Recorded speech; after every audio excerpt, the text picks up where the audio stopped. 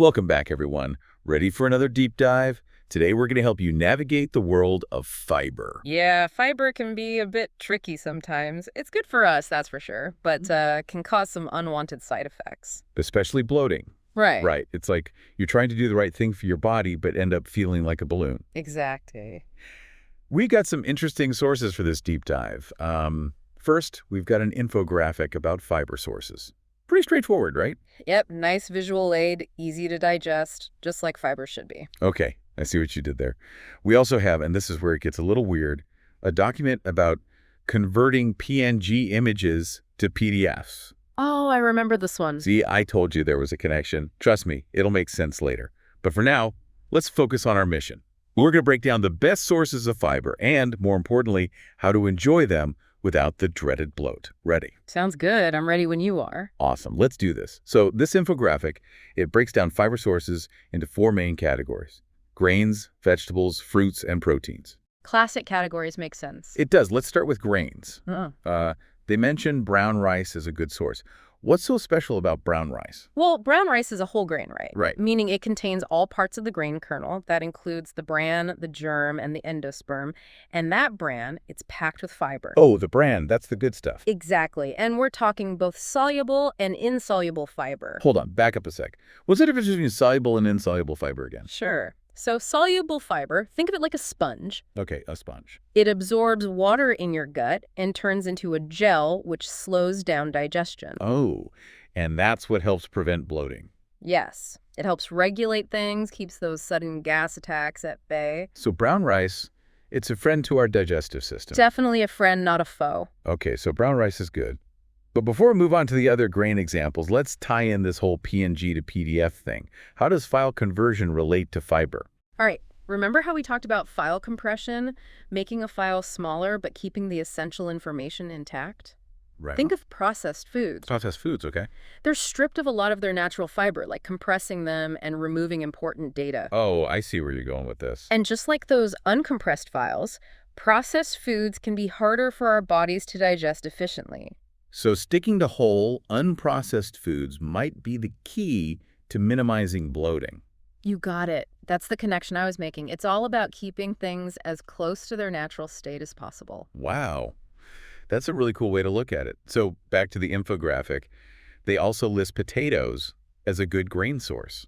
Now, I love potatoes, but they tend to make me gassy, like really gassy. Right, and this is where it gets tricky because individual responses to food can vary a lot. Okay. Potatoes, they are a good source of fiber, yes, but they also contain starch. And that starch, it can ferment in the gut, leading to gas. So that's the culprit. But here's a little tip. Cooked and cooled potatoes, they actually have higher amounts of resistant starch. Resistant starch. Yeah, it's a type of starch that's less likely to cause bloating because it's, more resistant to digestion. Mm-hmm. So that means, like, potato salad's okay. Potato salad, yes. Cold potato dishes in general. You're good to go. That is excellent news. Potato salad is a staple in my house. Okay, let's move on to vegetables. We've got carrots, tomatoes, and eggplant listed on the infographic. I've always wondered about fruits and veggies. Some make me super gassy, others don't. Is there a simple way to tell which ones will cause problems? That's the million-dollar question, right? Unfortunately, there's no foolproof method because everyone's gut is different. Okay, I figured as much. But generally, fruits higher in fructose. Fructose. Yeah, the sugar found in fruits. Those higher in fructose, like apples, pears, even watermelons sometimes, can be more gassy for some people. Interesting. So apples and pears, not so much. What about berries, like strawberries? Berries are usually a safe bet. They're lower in fructose and generally easier on the stomach. Good to know. All right, last category, proteins. The infographic has peanut butter, canned chickpeas, and lentils. We all know beans can be a bit, notorious for causing gas. Yeah. You mentioned rinsing canned beans earlier. I did, yeah. But doesn't that wash away some of the fiber too? It might rinse away a tiny bit, but trust me, the benefit outweighs the loss in this case. Okay, what's that? See, that liquid they're packed in, it contains these complex sugars called oligosaccharides. Oligosaccharide. Yeah, big word, right. But basically, our bodies struggle to break them down, and that leads to, you guessed it, bloating.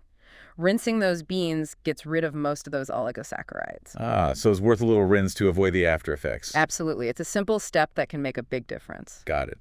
So we've covered a lot of ground today. We've got brown rice, cooked and cooled potatoes, berries, peanut butter, and those all-important rinsed chickpeas and lentils, all fantastic sources of fiber. Lots of delicious options. But it sounds like the biggest takeaway is that listening to your own body is crucial. Couldn't agree more. What works for one person might not work for another. So how do we figure out what works best for us? My advice, keep a food journal. A food journal. Yeah, it's like detective work for your gut. I love that. Detective work for our gut. Right. Write down what you eat and how you feel afterward. It's the best way to personalize your diet, really understand how different foods affect you, and find those fiber superstars that make you feel amazing. That's great advice. It seems we've uncovered some unexpected wisdom today, even from a document about converting PNGs. Who knew file compression could teach us about bloating? Sometimes the best insights come from the most unexpected places. That's so true. Thanks for joining me on this deep dive. And to all our listeners, happy fiber exploring. Don't forget your detective hats.